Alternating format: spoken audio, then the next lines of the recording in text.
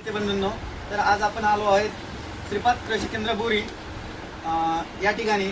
आपण श्रीपाद कृषी केंद्राचे मालक पांडुभाऊ हरकळ यांना आता जी अतिवृष्टी झालेली आहे या अतिवृष्टीमध्ये निर्मल सीडचे जे प्रोडक्ट आहेत रायझामिका आणि बायोसंजीवनी याचा वापर शेतकऱ्यांनी कसा करावा ते पांडुभाऊकडून आपण थोडक्यात जाणून घेऊया. नमस्कार भाऊ. नमस्कार. माझं नाव पांडुरंग गुलाबराव हरकळ, श्रीपाद कृषी केंद्र बोरी, तालुका जिंतूर, जिल्हा परभणी. माझा मोबाईल नंबर 9764 67 2340. मी अनेक गेले 10 वर्ष झालं कंपनीशी निगडीत आहे. 2015 पासून मी निर्मल या कंपनीचं काम करतो. निर्मल कंपनी शेतकऱ्यासाठी नव्यानं नाही आहे, पण थोडंसं जर विचार केला तर निर्मल कंपनीच एक अशी मार्केटमध्ये कंपनी आहे की शेतकरी आणि जमीन याला टिकून ठेवण्याचं काम करत आहे.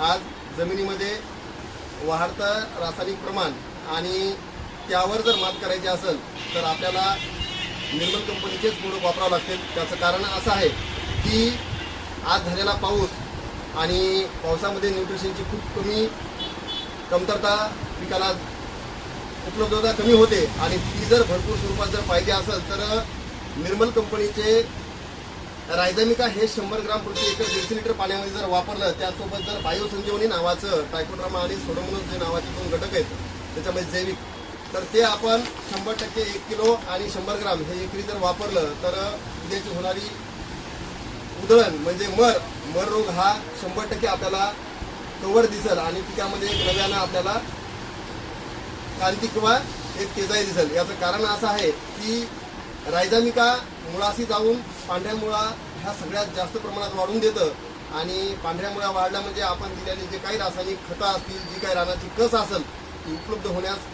खरोखर मदत होती. तर माझं सर्व शेतकऱ्यांना एक आव्हान आहे की भलेही तुम्ही रासायनिक खतं किती वापरा, पण वर्षामध्ये जे काही आपले 2 पिकं घेतो त्या पिकाला एकरी 100 ग्राम रायझामिका हे जाणं आवश्यक आहे.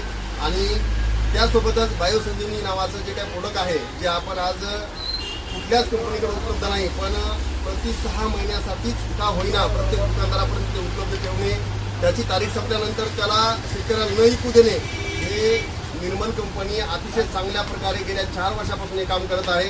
तर माझं शेतकऱ्यांना कळकळीची विनंती आहे की बाबा रायझामिका आणि बायोसंजीवनी प्रतिवर्षी 1 किलो बायोसंजीवनी आणि 100 ग्राम रायझामिका हे प्रति एकर आणि प्रति पिकाला वापरावं हिची विनंती. तर शेतकरी मित्रांनो, आपण आताच पांडुभाऊ यांच्याकडून ऐकून घेतलेलं आहे.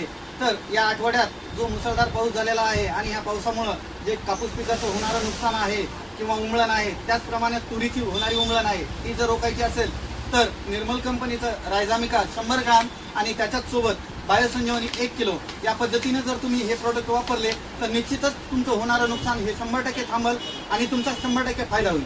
धन्यवाद शेतकरी.